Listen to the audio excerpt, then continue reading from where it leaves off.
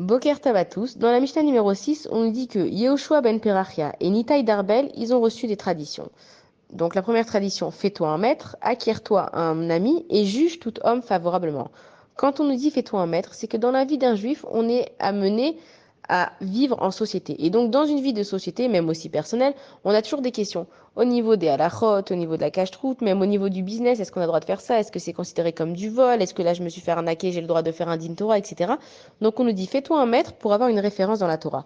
Acquiers-toi un ami et on nous précise même si je dois payer pour avoir un ami, c'est ce qu'il faut que je fasse. Donc là, on se pose la question, mais depuis quand est-ce que on paye les gens pour être mes amis? Est-ce qu'on achète les gens?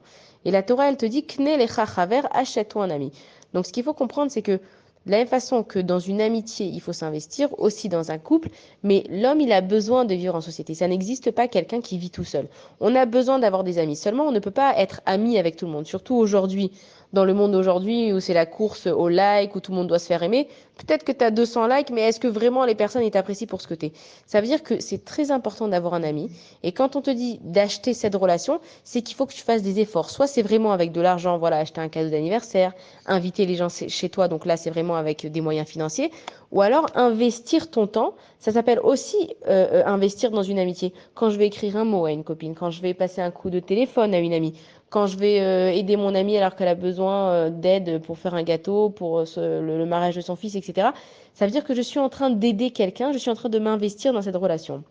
Et quand on te dit qu'il faut juger tout homme favorablement, c'est que comme toi, tu te conduis avec les autres, ils vont se conduire avec toi.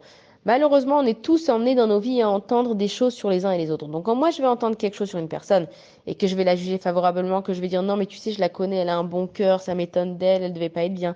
Ah, mais tu sais, cette personne-là, je l'adore, moi, avec moi, elle est toujours réglo, il s'est jamais rien passé. Donc, en fait, je montre aux autres que je juge favorablement.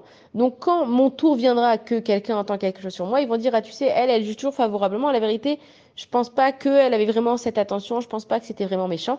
Et on sait que dans le ciel, en fait, ce que je dis en bas sur terre, ça a un impact dans le ciel. Ça veut dire que si moi, ici, je passe mon temps à juger les autres et à critiquer, à dire ce qui va pas chez les uns et les autres, quand moi, je vais faire une erreur dans ma vie, et que Akadash Baruch Hu, il va étudier mon cas, il va dire, attends, si elle juge bien, ben, je vais la juger bien. Si elle, à chaque fois, elle passe, si elle n'a pas de rancune, elle n'a pas de rancœur contre les uns et les autres, moi aussi, à Kadash Baruch Hu, je vais passer sur ce qu'elle a fait. Mais si elle est pointilleuse avec chacun, ben moi aussi, je vais être pointilleuse avec toi.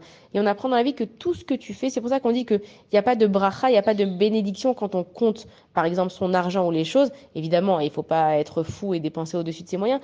Mais comme toi, tu te conduis, si toi, t'essayes d'être large dans ta vie, que t'es pas au shekel près, on te doit 2 shekels, cette personne ne te l'a pas donné, elle n'a pas pu, laisse aller. Donc Dieu aussi compte pas avec toi. Donc comme toi, tu te conduis, Dieu il se conduit pareil avec toi et les autres aussi. Bonne journée à tous.